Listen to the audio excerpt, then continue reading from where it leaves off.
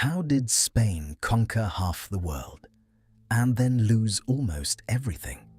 Today, Spain is known for its culture, architecture, and vibrant cities. But 5 centuries ago, it was something very different. Spain was the center of the most powerful empire on earth, an empire so vast that the sun never set on its territories. But to understand how Spain rose to global dominance, we must go back thousands of years. Long before Spain existed, long before the Spanish language was spoken. The Iberian Peninsula was a crossroads of civilizations. Its rugged mountains, fertile valleys, and long coastlines attracted traders from across the ancient world. Phoenician sailors were among the first outsiders to arrive. They built trading ports along the Mediterranean coast and connected the peninsula to distant markets. Soon after, Greek traders established small colonies. But the greatest transformation came with Rome. In the 3rd century before Christ, Roman legions marched into Iberia during their wars against Carthage. After defeating their rivals, Rome claimed the peninsula as its own. Over the next centuries, Rome reshaped the region completely. Roads connected cities across mountains and valleys. Aqueducts carried water into growing urban centers. Latin became the language of government, trade, and daily life. The land became known as Hispania. Even today, the Spanish language carries the echoes of Roman Latin spoken here 2,000 years ago. But Rome would not last forever.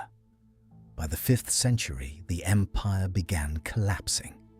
Germanic tribes moved into Iberia and established new kingdoms. Among them were the Visigoths, who ruled the peninsula for centuries from their capital in Toledo. Yet another transformation was coming. In the year 711, an army crossed the narrow waters of the Strait of Gibraltar. Muslim forces from North Africa swept into Iberia. Within a few years, the Visigoth kingdom collapsed. Most of the peninsula came under Islamic rule. This new land became known as Al-Andalus. For centuries, it became one of the most advanced regions in Europe. Cities like Cordoba and Granada flourished. Libraries held thousands of books. Scholars studied science, philosophy, medicine, and astronomy. Cordoba itself grew into one of the largest cities in the world. But in the mountainous north, small Christian kingdoms survived. And over time, they began pushing southward.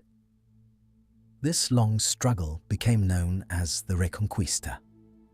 For nearly 800 years, Christian kingdoms slowly reclaimed territory: Castile, Aragon, Leon, Navarre.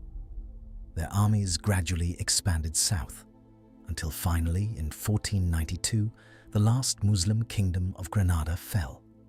The Reconquista was complete. But that same year would change world history forever. A sailor named Christopher Columbus convinced the Spanish crown to fund an ambitious voyage west across the Atlantic. He believed a western route could reach Asia. Instead, his journey revealed a new world, the Americas.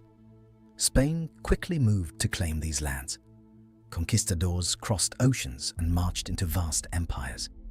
Hernán Cortés conquered the Aztec Empire in Mexico. Francisco Pizarro defeated the Inca Empire in South America. Within decades, Spain controlled enormous territories across the Americas. Gold and silver flowed back to Europe in massive fleets. By the 16th century, Spain had become the dominant global superpower. Its empire stretched across continents. Spanish ships sailed the Atlantic and Pacific. Its influence reached Europe, Africa, Asia, and the Americas. The empire became known as the one where the sun never sets. But such power came at a cost. Spain fought expensive wars across Europe. Meanwhile, the wealth from the Americas caused inflation and economic instability. Then came a major defeat. In 1588, Spain launched the Spanish Armada to invade England. But storms and enemy ships destroyed much of the fleet. Spain's naval dominance began to weaken. Over the next centuries, rival powers rose: Britain, France, the Netherlands. Spain's empire slowly declined.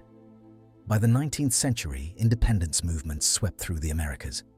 One by one, Spain's colonies broke free: Mexico, Colombia, Argentina, Peru, Chile. The empire that once ruled half the world collapsed.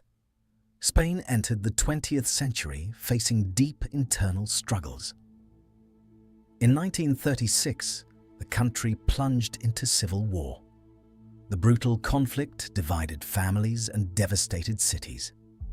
When it ended, General Francisco Franco ruled Spain as dictator for nearly 40 years. Only after his death in 1975 did Spain transition back to democracy. Since then, Spain has transformed once again. Today, it is a modern European nation, a member of the European Union, and one of the most visited countries in the world. Yet the legacy of its past still echoes across continents, from ancient Roman cities to Islamic palaces to the Spanish language spoken by hundreds of millions of people today. Spain's empire may have faded, but its influence still shapes the modern world. Because history never truly disappears, it simply leaves its mark on the future.